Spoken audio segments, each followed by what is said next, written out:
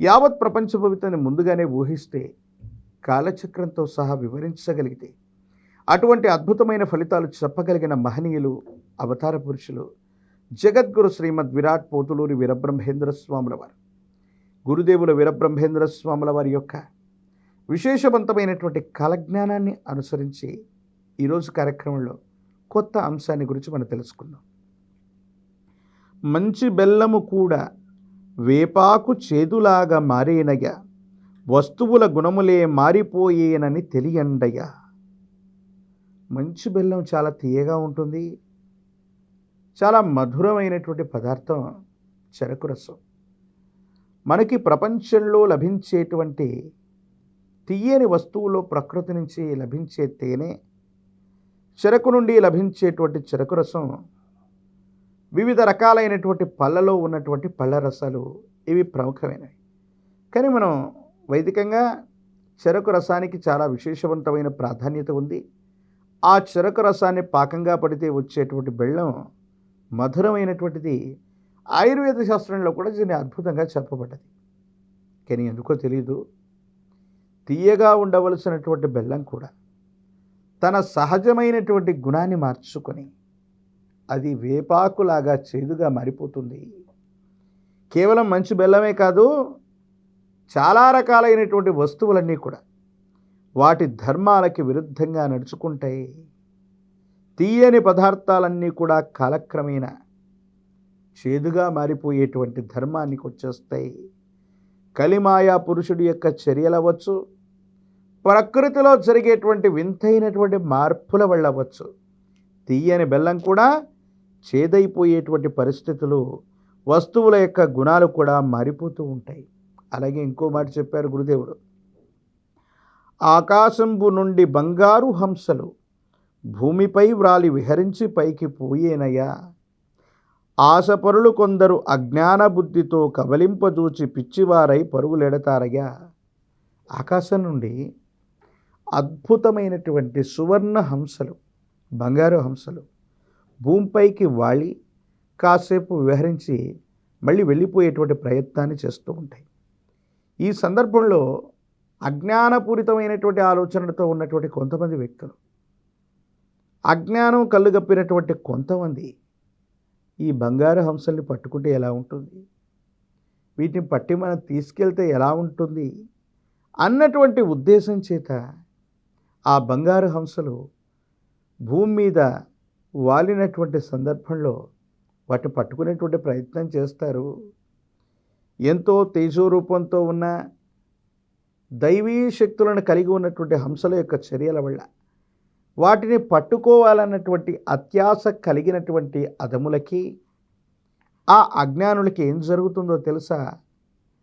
వెంటనే వాళ్ళు పిచ్చివాళ్ళు అయిపోతారు, విచక్షణ కోల్పోతారు. ఉన్మత్తం పట్టినటువంటి వాడిగా, ఉన్మాదం వచ్చినటువంటి వాళ్ళగా పిచ్చి తలకెక్కి వాళ్ళు రకరకాలుగా ప్రవర్తన చేస్తారు. ఇదంతా కూడా దైవ సంబంధమైనటువంటి మాయా.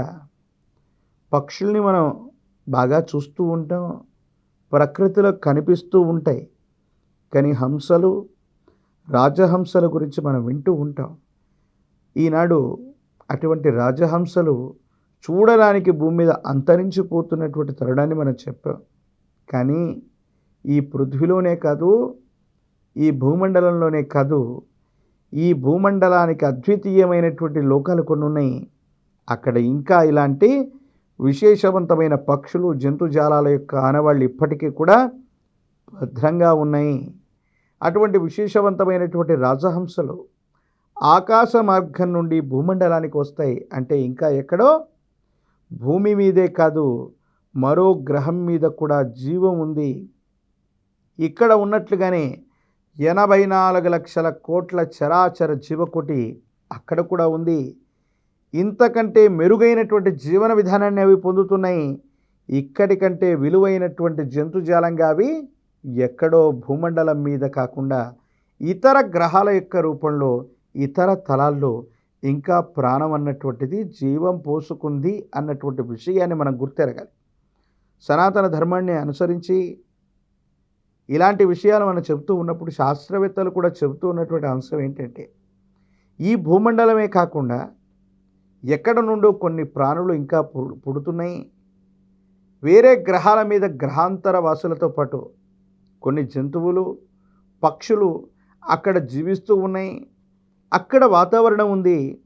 అక్కడికి వెళ్ళి మనం పరిశోధన చేయడానికి వెడుతున్నటువంటి సందర్భంలో గ్రహాంతర వాసులు కొన్ని సంకేతాలని మనకు పంపిస్తున్నారు. వాటిని అనాలిసిస్ చేస్తే వాళ్ళ యొక్క భాష మనకు అర్థం అవ్వట్లేదు. కొన్ని గ్రహాల్లోకి రాకెట్ల రూపంలో, రోదసీ రూపంలో కొన్ని పరికరాలని, ఉపగ్రహాలని పంపిస్తున్నటువంటి తరుణంలో అక్కడ ఉన్నటువంటి కొన్ని రకాలైనటువంటి శక్తులు వాటిని అడ్డుకుంటూ ఉన్నాయి.